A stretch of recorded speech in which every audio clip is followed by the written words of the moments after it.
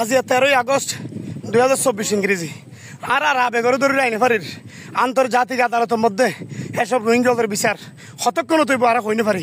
এ অমানবিক নির্যাতন, একদিকে মিলিটারি নির্যাতন, অন্যদিকে আরাকান আর্মির নির্যাতন। আজি আবারও লাশের মিছিল।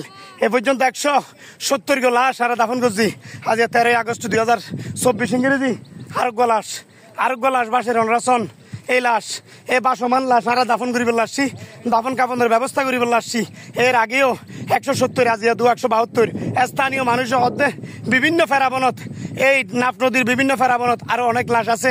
আর বর্তমান টেকনাফত এ যে হালত মাজায় দাঁড়াই আছি, এ যে হালর ফানি তাই দাঁড়াই থাকি ইয়ান এসকে হাল, ইয়ানোর হদ এসকে হালত এই ফুডের অবস্থাত স্থানীয় মানুষের লইরে স্থানীয় মানুষজন ডাকি লই এবং কিছু লেবার আনি ব্যবস্থা করি আর দাফনের ব্যবস্থা করি। কিন্তু আসলে তারার বিচার কিভাবে হইব? এই যে বারে বারে নির্যাতন করি মিয়ানমারে পাঠাইদের একের পর এক লাশ বিগত এই 10 দিনে আরাফুনিদের 700-রও বেশি রোহিঙ্গা মারি ফেলাই হনে আরাকান আর্মি। একদিকে বিদ্রোহী আরাকান আর্মি মারেন, অন্যদিকে মিলিটারি মারেন। তোরা তাইনে পারি বিজয়। এভাবেই তারা জুলুম, এই জুলুম হত্য বন্ধ হইব। আজি আর মানবাধিকার হড়ে, আজি আর জাতীয় সংঘ হড়ে, আজি আর আন্তর্জাতিক আদালত হড়ে, আজি তারার বিচার হনে করিব। এই যে নির্যাতন করি 2012 সালত 2017 সালত 12 লাখের বেশি রোহিঙ্গা বাংলাদেশত ফাটাইয়ে উগ্র রোহিঙ্গা তারা ফেরত নলি যা বারে আবারও রোহিঙ্গা ফাটার, আবারও রোহিঙ্গারে মারি ফেলাই ধরি ফেলাই বাংলাদেশের টেলিদের।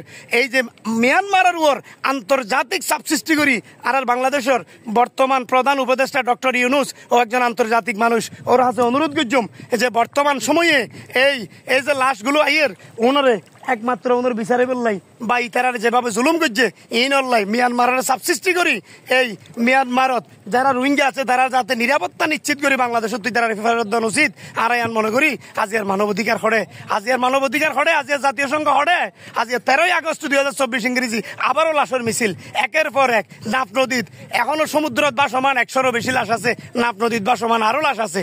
তো এই লাশের মিছিল একের পর এক যার ইনর আন্তর্জাতিকভাবে বিচার অন্যান্য বেশি জরুরি।